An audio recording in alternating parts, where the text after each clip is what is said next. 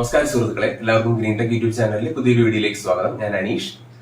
അപ്പോൾ നമ്മുടെ 2 ആഴ്ച മുമ്പ് ഒരു വീഡിയോ ഞാൻ ഇട്ടിട്ടുണ്ടായിരുന്നു.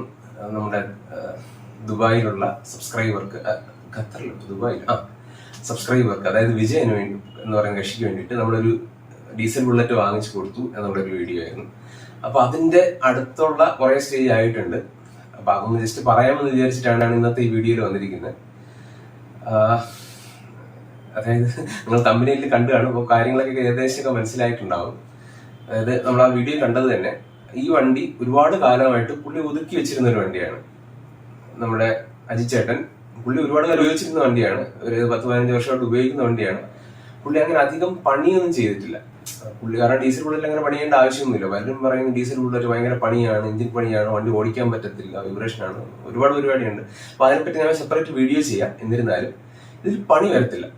സത്യം പറഞ്ഞാൽ നമ്മൾ ഓയിലും ചേഞ്ച് ചെയ്ത് ഓടിക്കുകയാണെന്നുണ്ടെങ്കിൽ 2 ലക്ഷം കിലോമീറ്റർ ഒക്കെ പുഷ്പം പോലെ ഓടിക്കും. അത്രയ്ക്ക് നല്ല എഞ്ചിനാണ് അതിന്റെ കൺസ്ട്രക്ഷൻ. ഞാനത് വേറൊരു വീഡിയോയിൽ സെപ്പറേറ്റ് ആയിട്ട് പറയാം. ഓക്കെ, അപ്പോ വണ്ടി എടുത്തു. അപ്പോ ജസ്റ്റ് ഒന്ന് എന്റെ ഒരു വണ്ടിയെ വാങ്ങിയ സമയത്തുള്ള എന്റെ ഒരു ഐഡിയ എന്ന് പറഞ്ഞു കഴിഞ്ഞാൽ അത് ചെറിയ വെള്ളപ്പൊക വരുന്നുണ്ടായിരുന്നു. അപ്പൊ ഞാൻ വിചാരിച്ചത് അതിന്റെ വാൽവ് ഒക്കെ ഒന്ന് സീറ്റ് ചെയ്യിച്ചിട്ട് പമ്പും നോസിലും എടുത്തൊന്ന് പ്രഷറൊക്കെ ചെക്ക് ചെയ്ത് ഒന്ന് കാലിബ്രേറ്റ് ചെയ്തൊക്കെ വയ്ക്കുമ്പോഴേക്കും വണ്ടി പക്കയാവും എന്നുള്ളൊരു കാര്യമാണ് ഞാൻ വിചാരിച്ചിരുന്നത്. പക്ഷേ അതല്ല. ഞാൻ ആദ്യം വണ്ടി കൊണ്ടുവന്നു, വീട്ടിൽ കൊണ്ടുവച്ച് ഇളക്കി, ഹെഡ് ഇളക്കി, പമ്പ് നോസിൽ ഇളക്കി.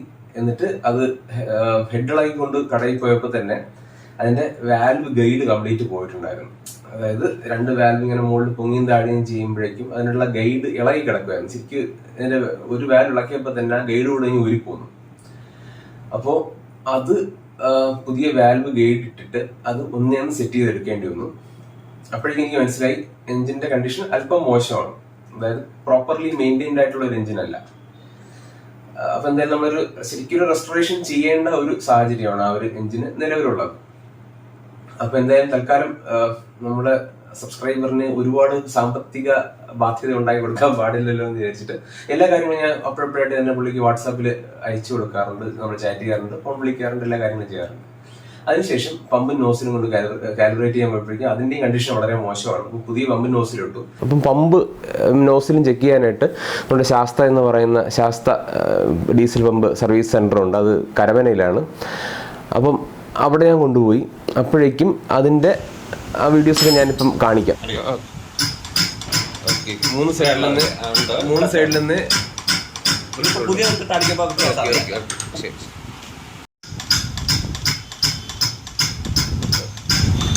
ഓക്കെ. അതിനുശേഷം ഞാൻ വീണ്ടും വീട്ടിൽ വന്നു.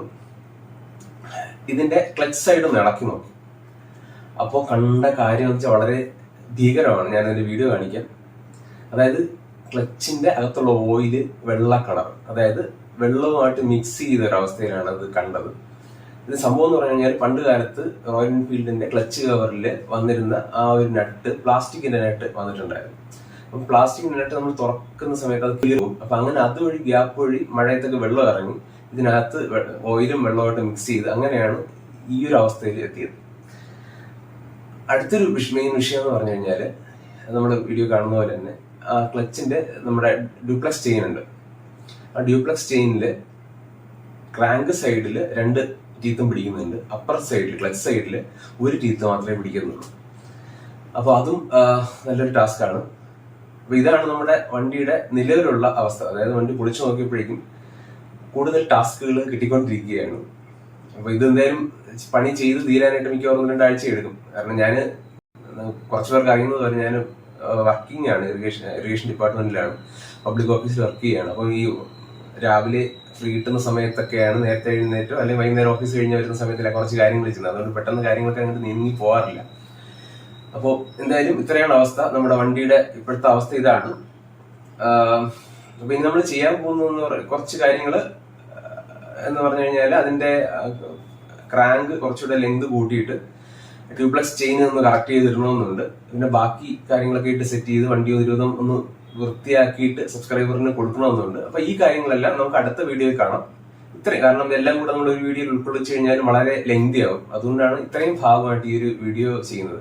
അപ്പൊ എന്തായാലും നിങ്ങൾ സപ്പോർട്ട് തരിക. നമ്മുടെ ചാനലിന്റെ പേര് എന്ന് പറഞ്ഞാൽ ഗ്രീൻ ടെക് ആണ്. അപ്പൊ നേരത്തെ തന്നെ നമ്മൾ ചെയ്യുന്നത് ഗ്രീൻ ആയിട്ടുള്ള, അതായത് കുറച്ച് എന്താ പറയുക എൻവയോൺമെന്റ് ഫ്രണ്ട്ലി ആയിട്ടുള്ള കാര്യങ്ങളാണ് ചെയ്യുന്നത്. അപ്പം ഞാൻ ഇലക്ട്രിക് ബുള്ളറ്റിന്റെ കാര്യം ചെയ്യാറുണ്ട്, പെട്രോൾ ബുള്ളറ്റിന്റെ കാര്യം ചെയ്യാറുണ്ട്, ഡീസൽ ബുള്ളറ്റിന്റെ കാര്യം ചെയ്യാറുണ്ട്. അപ്പോൾ ഈ സബ്സ്ക്രൈബേഴ്സിന് തന്നെ ആകെപ്പാടെ കൺഫ്യൂഷൻ ആയിരിക്കും എന്താ ചെയ്യുന്നത്. അതായത് ഒരു ദിവസം പറയും ഇലക്ട്രിക് ആണ് എൻവയോൺമെന്റ് ഫ്രണ്ട്ലി, അടുത്ത ദിവസം ഡീസലിൽ കയറി ഒന്ന് പണിയുന്നത് കാണാം. രണ്ട് കാര്യം, ഒന്ന് ഇത് ഇലക്ട്രിക് എങ്ങനെ എൻവയോൺമെന്റ് ഫ്രണ്ട്ലി ആണോ ഇല്ലയോ എന്നുള്ളത് ഒരു വളരെ വലിയ ചർച്ചയുടെ ഭാഗം അത് വന്ന്. രണ്ടാമത്തെ കാര്യം, നമ്മൾ ഏത് വാഹനമാണ് ഇപ്പൊ ഡീസൽ ബുള്ളറ്റ്, ഇപ്പൊ നമ്മളിപ്പം പുള്ളിക്ക് വാങ്ങിച്ചു കൊടുത്ത ഡീസൽ ബുള്ളറ്റ് എന്തായാലും എൻവയോൺമെന്റ് ഫ്രണ്ട്ലി അല്ലാതെ ഓടിയിരുന്ന ഒരു വാഹനമായിരിക്കും.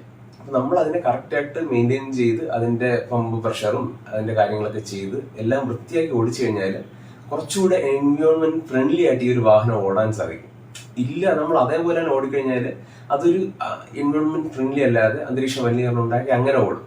ഇപ്പൊ രണ്ട് രീതിയിൽ ചിന്തിച്ചു കഴിഞ്ഞാലും ഇതിനെ ഒന്ന് എൻവയോൺമെന്റ് ഫ്രണ്ട്ലി ആക്കി ഓടാനായിട്ടുള്ള ഒരു സാഹചര്യം ഉണ്ടാക്കുകയാണ് നമ്മൾ ചെയ്യുന്നത്. എന്തായാലും ഇതാണ് നമ്മുടെ ഇപ്പോഴത്തെ അവസ്ഥ, വണ്ടിയുടെ നിലവിലുള്ള അവസ്ഥ ഇതാണ്. നമുക്ക് ഇതിന്റെ മറ്റു കാര്യങ്ങളെല്ലാം ചേർത്ത് അടുത്തൊരു വീഡിയോ കാണാം. ബൈ.